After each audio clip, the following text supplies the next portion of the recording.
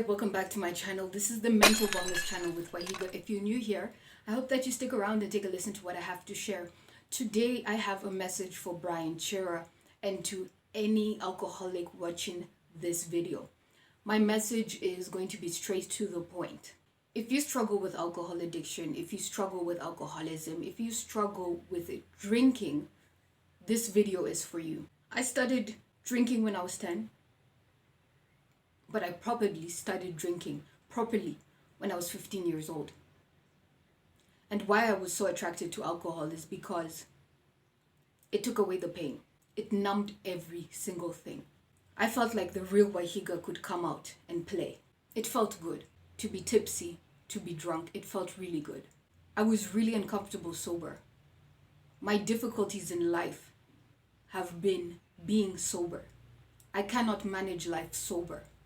That's why I turned to booze from a really early age. We all have pain. And we all choose to express it in a different way. For me, I chose to express it by drinking. And it didn't become a problem until I was around 19, 20 years old.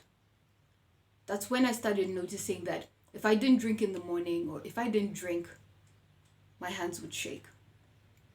I started noticing that if I didn't drink, I would throw up. If I didn't drink, I couldn't eat.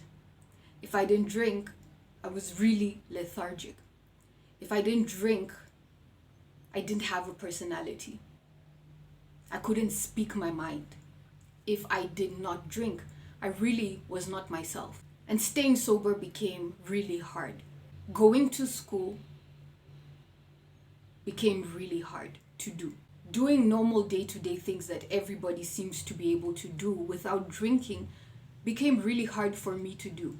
And it was such an insidious development. Because in primary and high school, I did things the way everybody else did. I was like my peers. Went to school, came back home. Went to school, came back home. Got my grades, worked as hard as I could, and I managed to pass.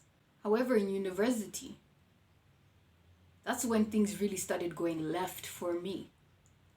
Suddenly, I wasn't able to make it to class on time. I missed classes, I missed exams.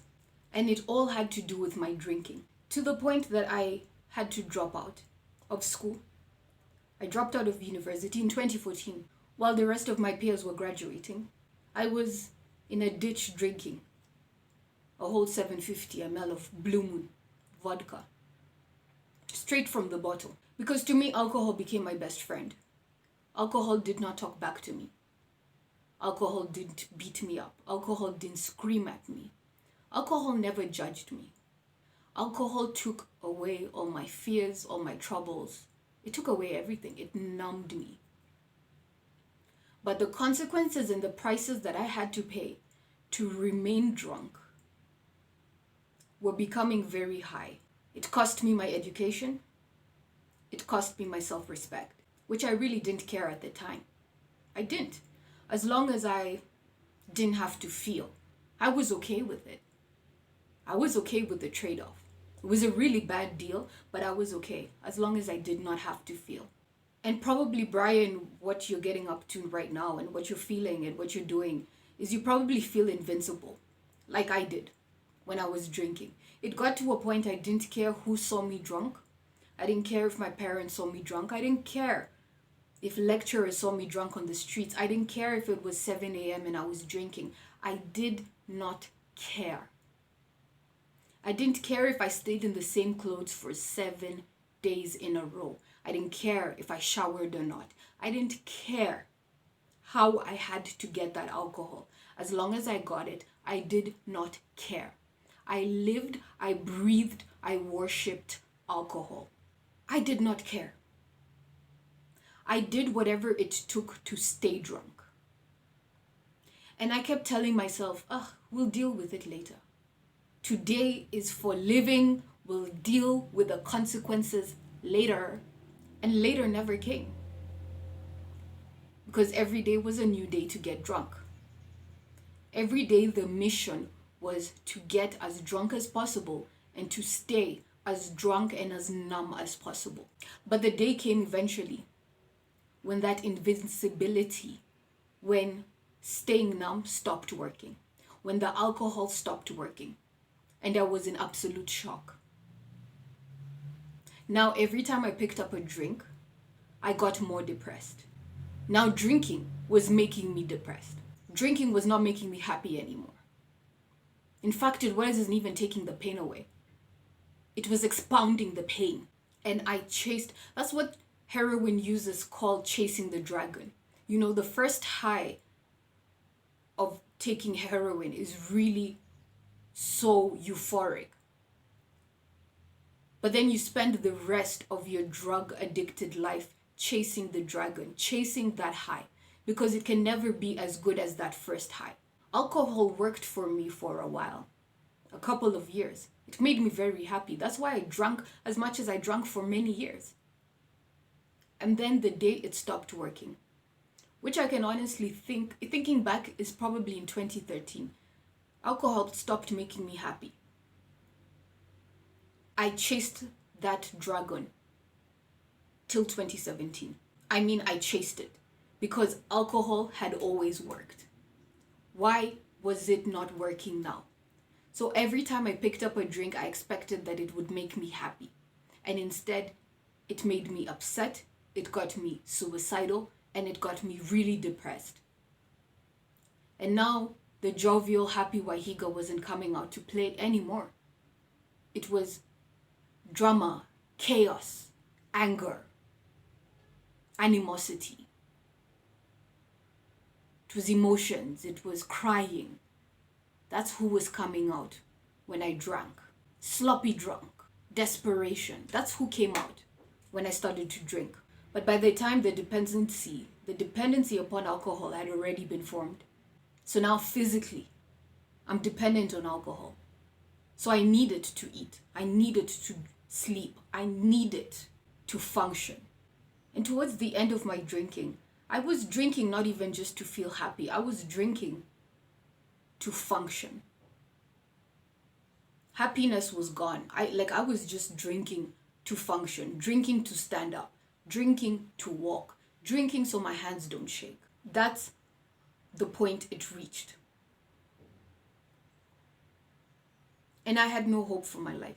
It was a vicious cycle, and the walls were growing closer and closer and tighter, and it was getting hella claustrophobic. And I knew that I couldn't live this way anymore, but I knew I also didn't know how to live without alcohol. It had been my solution for many years.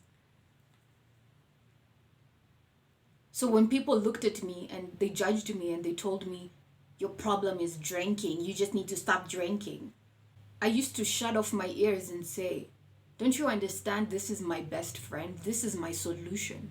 And I'm mourning the fact that it stopped working.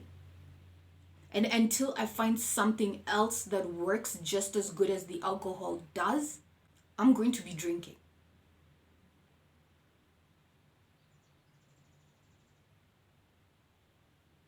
And in 2017, I was introduced to a program that saved my life, and it worked just as good and even better than the alcohol has worked. And that is a 12-step program. If you are struggling with alcohol addiction, with any type of narcotics, with a compulsive behavior that is ruining your life, look for a 12-step program and join that program. Like today.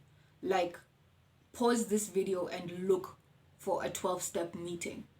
Whether it's Alcoholics Anonymous, Narcotics Anonymous, Love and Sex Addiction, Gamblers Anonymous, whatever it is, Cocaine Anonymous, look for it. Get into that meeting and start your journey right now.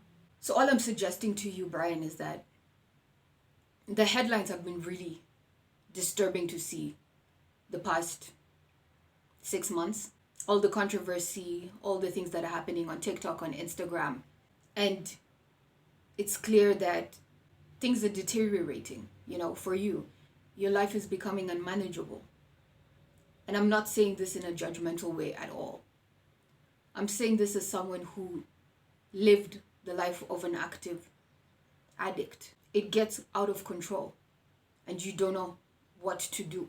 Instead of judging you, instead of being one of the millions or tens of thousands of Kenyans who are on their phone, who are looking for your trending videos and want to comment something awful about you, I'm going to use my platform and just tell you, like, yo, there is a way out.